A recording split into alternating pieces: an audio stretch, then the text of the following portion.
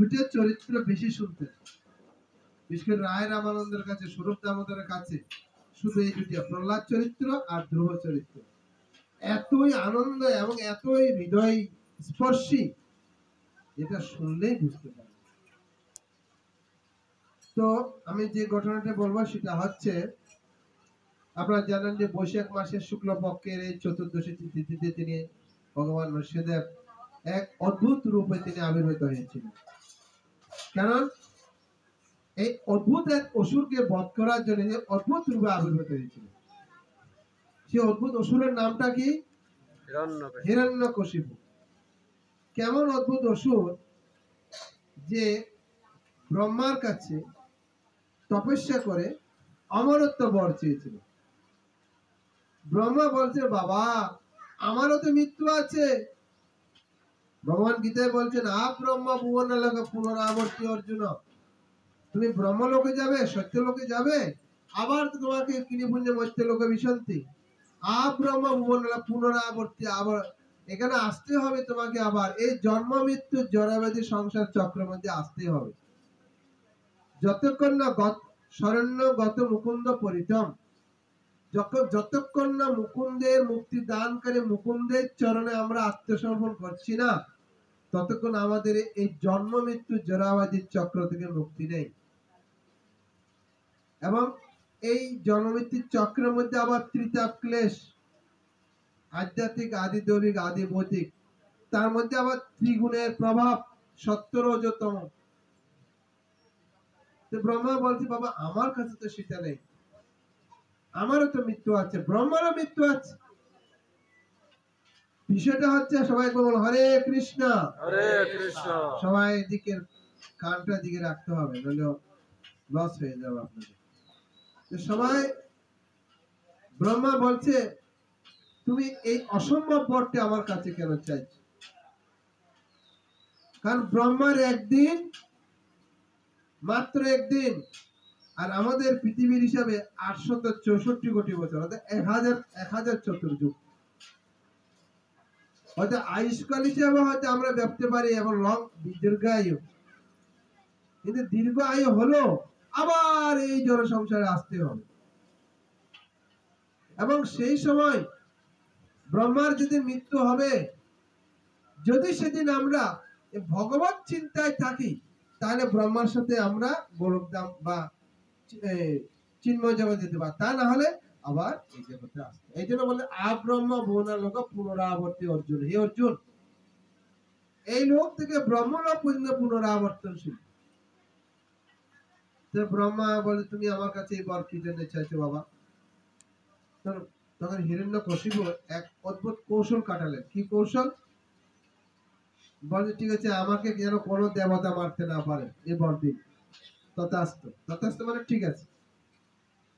এইভাবে কৌশল করে একবার দিন না, রাইতে না, মানুষ না, দেবতা না, অস্ত্র না, শস্ত্র না। অস্ত্র মানে কি? এই যে যেমন এখন হয়তো বিভিন্ন রকম পারমাণবিক অস্ত্র বা বিজ্ঞানের অস্ত্র, তখন অস্ত্র ছিল বল্লম, ধনু, ঢাল, তলোয়ার, অস্ত্র। আর শস্ত্র মানে কি? মন্ত্র শক্তির মাধ্যমে, কোন মন্ত্র দিয়েও মারা যাবে না। অস্ত্র না, শস্ত্র না, দিনও না, রাতে না। কখন? বদলি লগ্নে, একটা সময় আছে সূর্যাস্তের পর, দিনও না, রাতও না। এইভাবে সমস্ত কৌশল করে, মানে মৃত্যুর যত রকম চিন্তা করে করে সব আদায় করে নিয়েছে। এবার তো সে অমর হয়ে মনে হচ্ছে, এই তো আমি অমর হয়ে গেছি।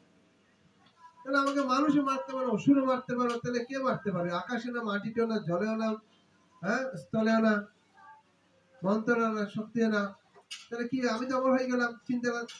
এবার ঠিক আছে, এবার শুরু করে দিয়ে তার প্রভাব, তার দাপট শুরু করে দিয়েছে।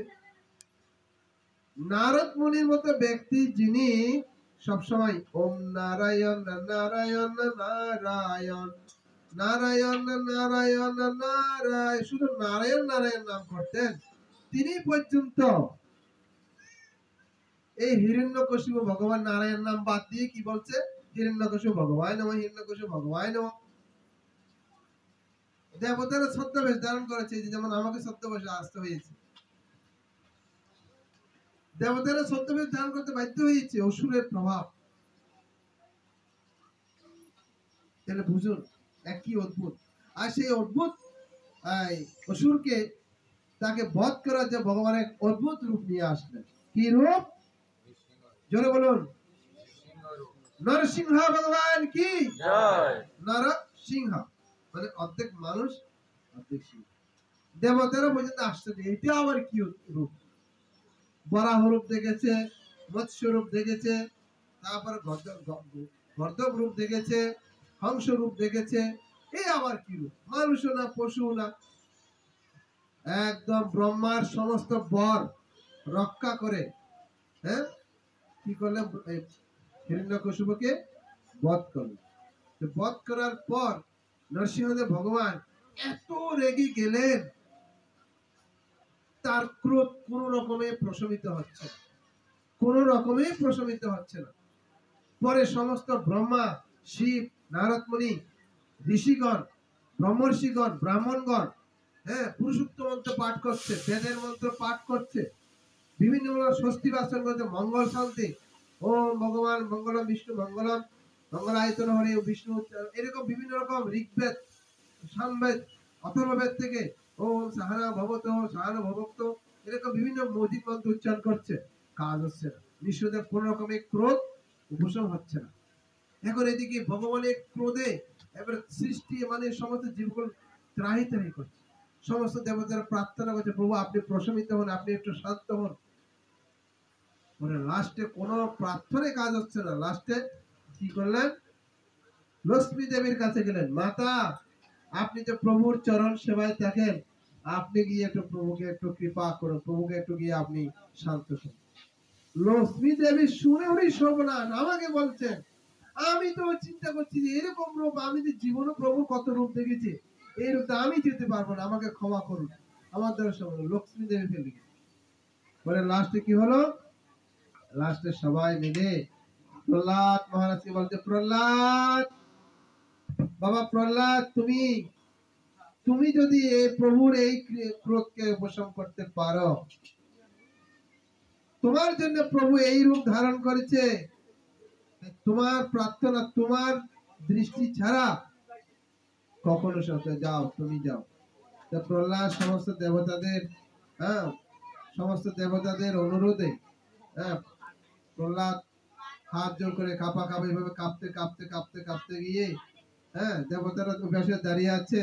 ভগবান নৃসিংহদেব ওই যে হিরণ্যকশিপুর প্রাসাদে চৌকাট, যেখানে হিরণ্যকশিপুকে বধ করেছিল, ঘরে হলো বাইরে হলো চৌকাট, মানে ঠিক এই জায়গায় জল যেখানে পড়ে ওই এই জায়গায় বসেছে, অর্ধেক ভিতরে অর্ধেক বাইরে।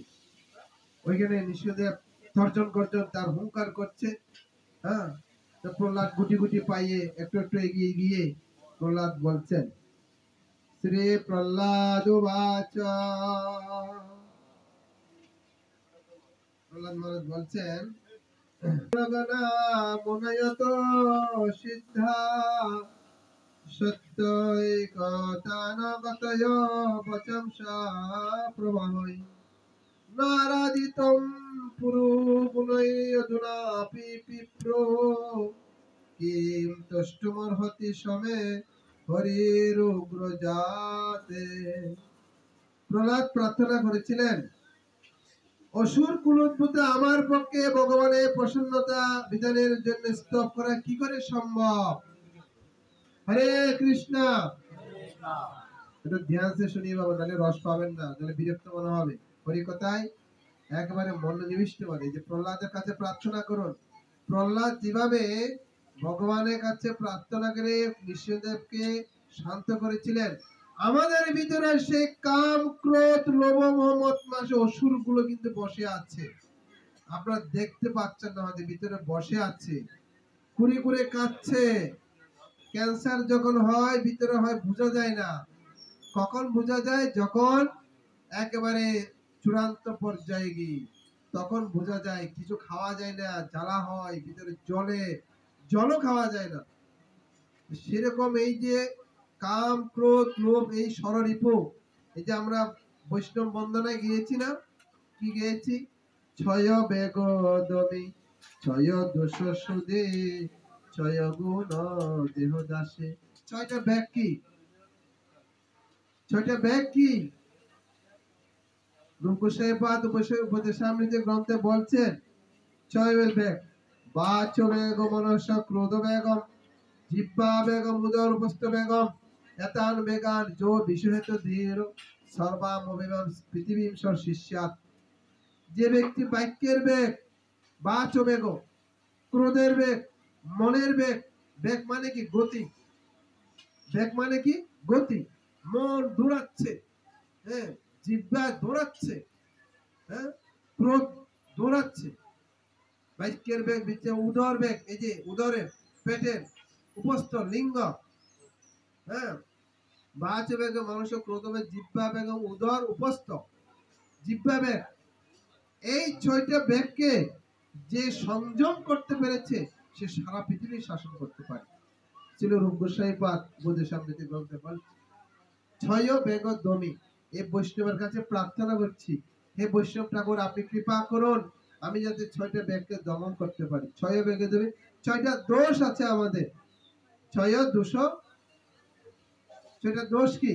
অত্যাহার প্রয়াস, 2 নম্বর শ্লোকে বলছে প্রজল্প নিয়মাগ্রহ, জনসংগঞ্চ লোলঞ্চ, সরবীর ভক্তির বিনাশতি। প্রয়োজনের অতিরিক্ত আহার করা, অত্যাহার প্রয়াস। এই জগতে বেশি বেশি আমাদের জাগতিক প্রয়াস করা। হরে কৃষ্ণ, বসুন বসুন, কেউ কথা বলবেন না। প্রয়াস করা, অত্যাহার প্রয়াস। প্রজল্প, প্রজল্প কি বলছিলাম আমি ওই যে নিচে? প্রজল্প মানে কৃষ্ণ কথা বিহীন অন্য গ্রাম্য কথা, মানে আন কথা, যে কথাগুলোর কোনো গুরুত্ব নেই। প্রজল্প। নিয়মাগ্রহ, নিয়মাগ্রহ মানে কি? এই যে আমরা বসে আছি, ভাগবত পাঠ শুনছি বা পূজা করছি, জপ করছি, ওই করতে হয় করছি, শুনতে হয় শুনছি, অমুক নিমন্ত্রণ করেছে যাই একটু শুনি। পূজা করছি করছি তো করছি, রান্না প্রেম নাই সেখানে। আমি যে ভগবানকে পূজা করছি, আরতি করছি, রান্না করছি, যা করছি, সেখানে প্রেম থাকতে, ভক্তি থাকতে হবে। যাকে জপ করছি, মানে যদি মনে করি যে ও কর্তব্য, এটাকে বলে নিয়ম আগ্রহ। অত্যাহার প্রয়াস প্রজল্প নিয়মাগ্রহ। জনসংগঞ্চ লোলঞ্চ মানে জড় বিষয়ী লোকের সঙ্গ করা, তাদের সাথে মগ্ন হয়ে যাওয়া। আর কি? লোলঞ্চ, লোভ, প্রয়োজনের অতিরিক্ত লোভ। এইগুলো করলে কি হবে?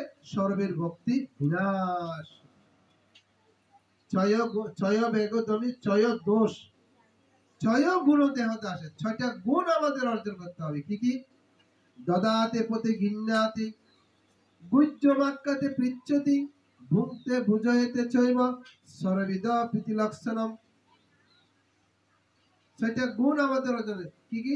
ভক্তকে কিছু দান করা, ভক্তের কাছে কিছু প্রতিদান গ্রহণ করা, শাস্ত্র বিষয়ক ভক্তকে শোনা, তার কাছ থেকে কিছু শোনা, ভক্ত কিছু ভোজন দান করা, তার কাছ থেকে কিছু ভোজন গ্রহণ করা, প্রসাদ গ্রহণ করা।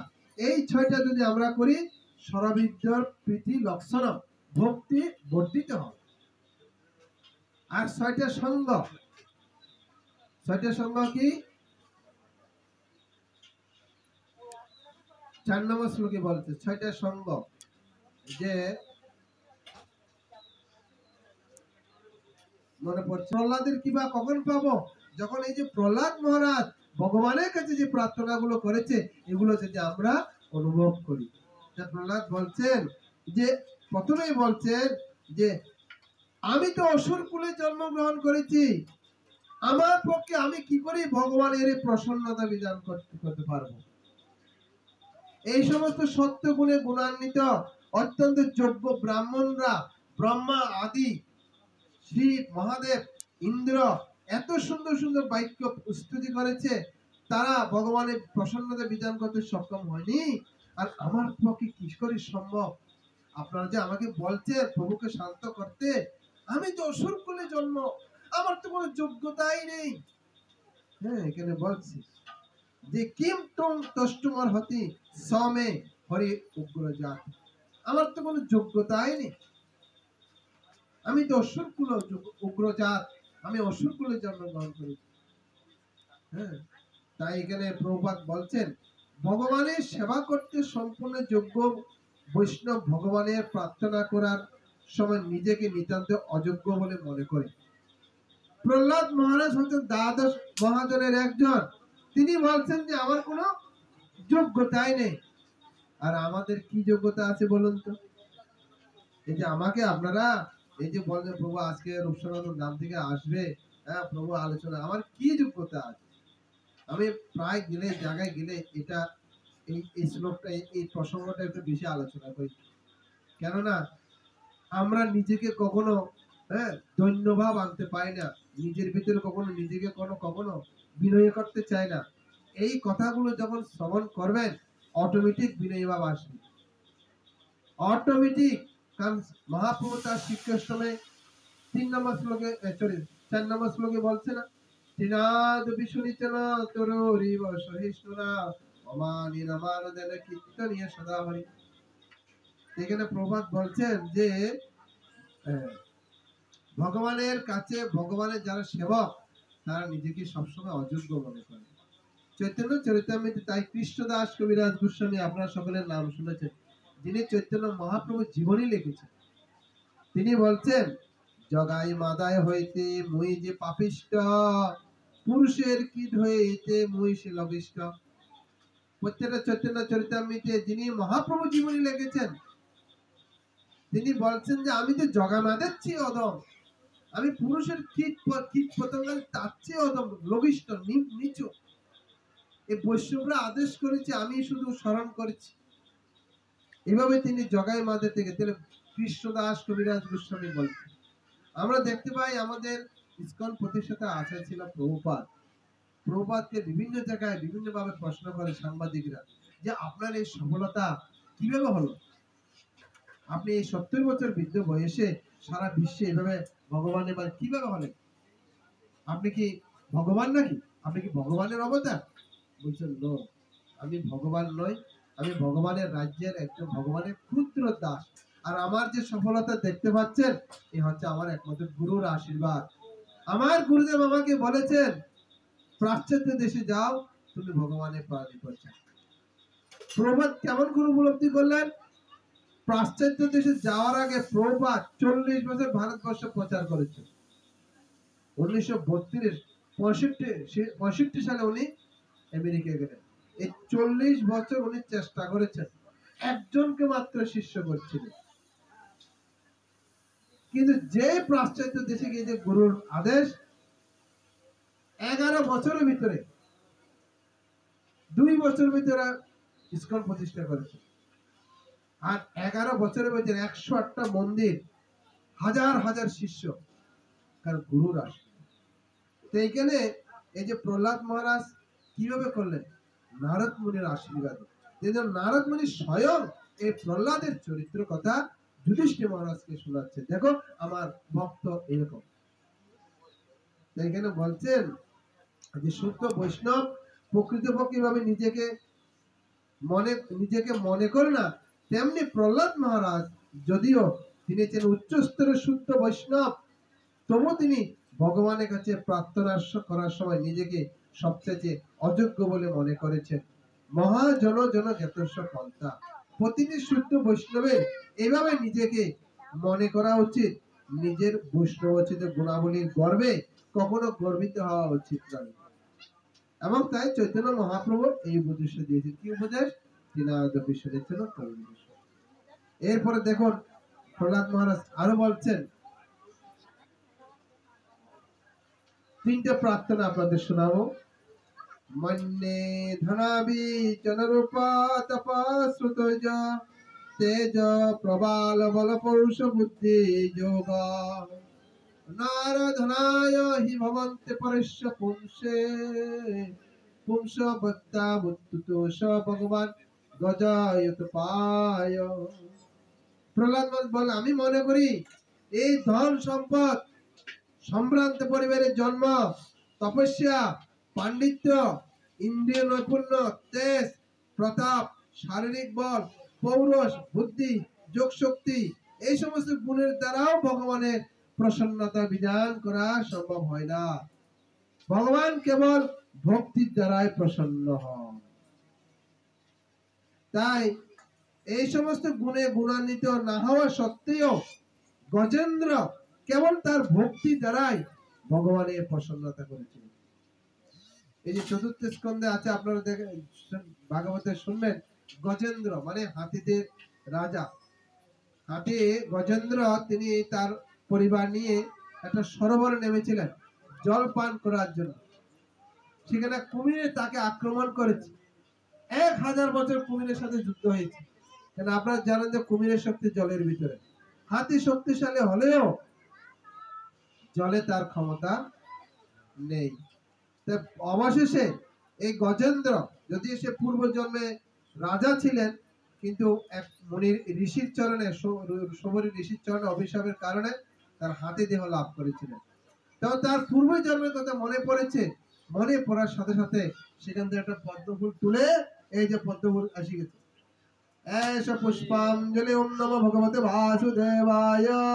যেই মাত্র এরকম ভগবানের চরণে বিষ্ণুর উদ্দেশ্যে পুষ্প নিবেদন করেছেন, ভগবান গীতায় বলেছেন নবমতে 26 নম্বর শ্লোকে, পত্রং পুষ্পং ফলং ত্বং যো মে ভক্ত প্রযচ্যতে তদহং ভক্ত পরিতমস্নামি প্রযতাত্মন। কোন বিশুদ্ধ নিষ্কাম ভক্ত যদি ভক্তি সহকারে আমাকে একটা ফুল, একটু জল, একটু ফল, একটু তুলসী পাতা, পত্র, কচি পাতা নিবেদন করে, তার সে ভক্তি আপ্লুত উপহার আমি সাদরে গ্রহণ করি।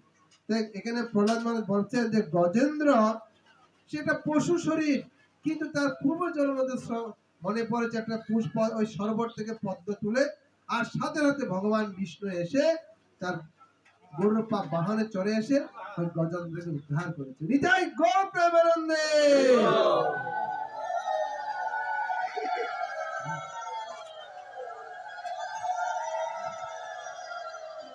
দেখেন এখান থেকে আমরা কি শিক্ষা পাচ্ছি। এখানে হয়তো আপনারা প্রশ্ন করতে পারেন, প্রভু আমি তো শাস্ত্র পড়তে পারি না, হ্যাঁ শাস্ত্র বুঝি না, তা আমি কি করব?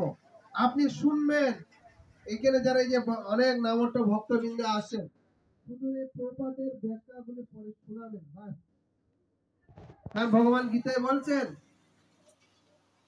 হ্যাঁ চতুর্দশ অধ্যায়ে, যে কেউ যদি এই সমস্ত যোগ শীলন ইত্যাদি অনুসরণ করতে না পারে, সে যদি শ্রবণ করে, তাহলে সে তার অভিষ্ট লক্ষ্য অর্জন করতে পারে। কারণ এই জন্য প্রথমে বলছিলাম আমাদের কান কয়টা? দুটো। কারণ শ্রবণে নববিধ ভক্তির প্রথম সিঁড়ি হচ্ছে শ্রবণ। কারণ আপনি যে ভগবানের প্রতি ভক্তি করবেন, কিভাবে করবেন? কারণ মনে ইচ্ছা মতো তো ভক্তিটা হয় না, আপনাকে সাধুগুরু বৈষ্ণব মুখে শ্রবণ করতে হবে। কারণ ভক্তি জ্ঞান দুটো লাগবে। অনেক ভক্তি আছে কিন্তু জ্ঞান নেই, তাহলে আপনার ভক্তিটা কাকে দিবে? যেমন এখানে ভাগবতে প্রথম স্কন্ধে দ্বিতীয় অধ্যায়ে বলা হচ্ছে, বাসুদেবে ভগভক্তি ভক্তি যোগ প্রয়োজিত জনয়াত সে বরেগম হেতু কর। একমাত্র বাসুদেবের প্রতি ভক্তি করতে বলছে। যে মহাজনরা যারা মুনি ঋষিগণ আপনাকে যে সিদ্ধান্ত দিয়ে সেভাবে আপনাকে ভক্তি করতে হবে। কারণ এই যে এখানে শ্লোকে বলছে মহাজন জন গত পথা। কারণ মুনি ঋষিগণ আমাদের জন্য কষ্ট করে শাস্ত্র জ্ঞান দিয়েছে। তা আপনি হয়তো পড়তে পারেন কিন্তু শুনতে তো পারেন। যখন আপনি শুনতে পারলেন, যেমন ভগবত গীতায় অষ্টাদশ অধ্যায় 54 নম্বর শ্লোকে ভগবান নিজে বলছেন যে ভক্তামাম অভিজানা আছি জাবান যষ্টাস্মি তত্ত্ব ততমান তত্ত্ব দিজ্ঞাতা বিশদে তদনন্তরম। কেবল ভক্তির মাধ্যমে আমাকে জানা যায়। এই কথাটা যদি আপনি শাস্ত্র থেকে না শুনেন, তাহলে আপনি ভক্তিটা কাকে দেবেন? তাই ভক্তি, জ্ঞানবিহীন ভক্তিটা হচ্ছে সহজিয়ার মতো। মানে ভক্তি কখনো এই গাছ বাস লতা পাতা সবকিছু থেকে ভক্তি করবেন, সবকিছু ভক্তি করবেন। ভক্তি যে আপনার হৃদয়ে ঈশ্বরের সর্বভূতার হৃদ্দেশে অর্জুন তিষ্ঠতে, যিনি আপনার হৃদয়ে বসে আছেন, যিনি আপনাকে সবসময় বুদ্ধি দান করছেন, জ্ঞান দান করছেন, আপনাকে এই পৃথিবী উপভোগ করাচ্ছেন, আপনাকে জন্ম মৃত্যুর চক্র থেকে মুক্তর জন্য অনুপ্রেরণা দিচ্ছেন, তার প্রতি ভক্তি করতে হবে। যিনি আপনার হৃদয়ে সর্বক্ষণ হ্যাঁ অবস্থান করে আপনার সমস্ত কিছু গতিবিধি হ্যাঁ পর্যবেক্ষণ করছে। তাই বলছে বাসুদেবে ভগবতী ভক্তি যুগ প্রয়োজিত জনতে আসু বরেগম চ অহিতুক ভগবান একমাত্র ভক্তি একমাত্র ভগবান শ্রীকৃষ্ণের জন্য। আমরা সবাইকে সম্মান করব। বৃন্দা দেবী আছে, আমরা সম্মান চাই না, সম্মান করি না? আমরা বৃন্দা দেবীকে কি বলি? ওম বৃন্দাই তুলসী দেবৈ প্রিয়াই কেশবস্য কৃষ্ণ ভক্তি পদে দেবী সত্যবতী। হে সত্যবতী, আপনি কৃষ্ণ ভক্তি পদায়নি, আপনাকে আমি প্রণাম জানাচ্ছি, আপনি কৃপা করে আমাকে কৃষ্ণ ভক্তি দান করুন।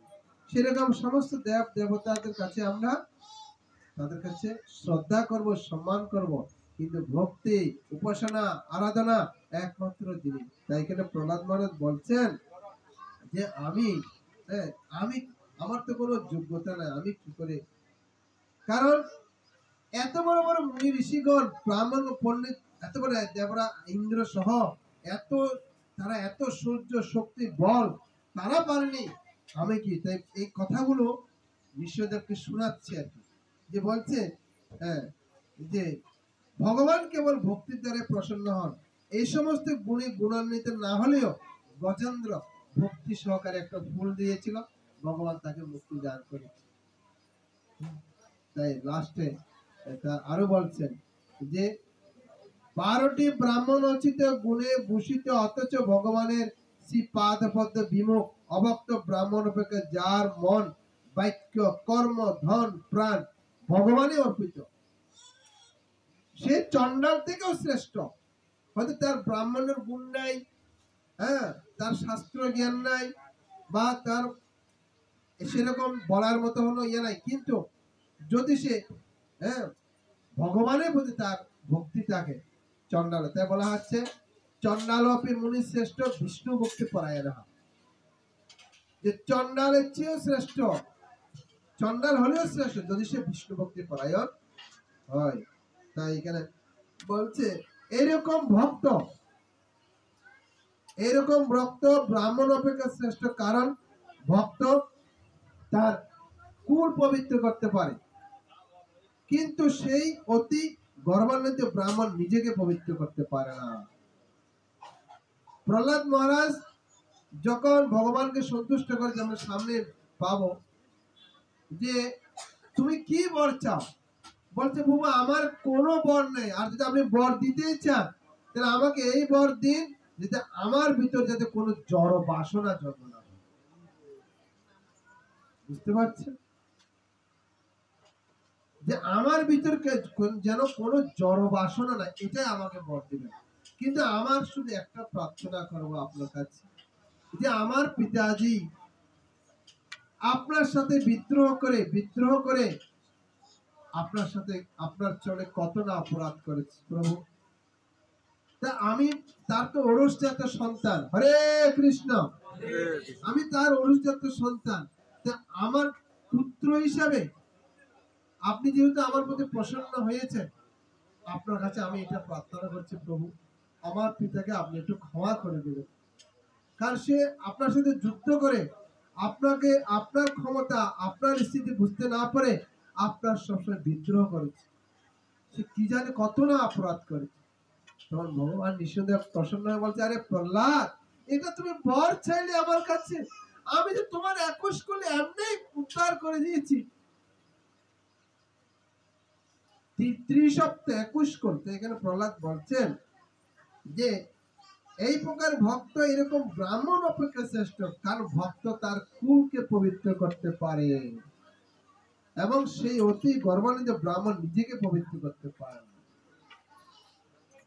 তাই জন্য ভক্তের লাস্টে প্রহ্লাদ মহারাজ তিনি সুন্দর একটা উদাহরণ দিয়ে, ওটা উপমা দিয়ে আমাদের বুঝাচ্ছেন যে নৈবা আত্মনা প্রবরয়ম নিজ লাভ পূর্ণ মানম জনাদ বিদুষ কর্ণ বিনীতি যৎ যৎ জন ভগবতে বিতদিত মান তৎস আত্মনে প্রতি মুখস্য যথা মুখশ্রী।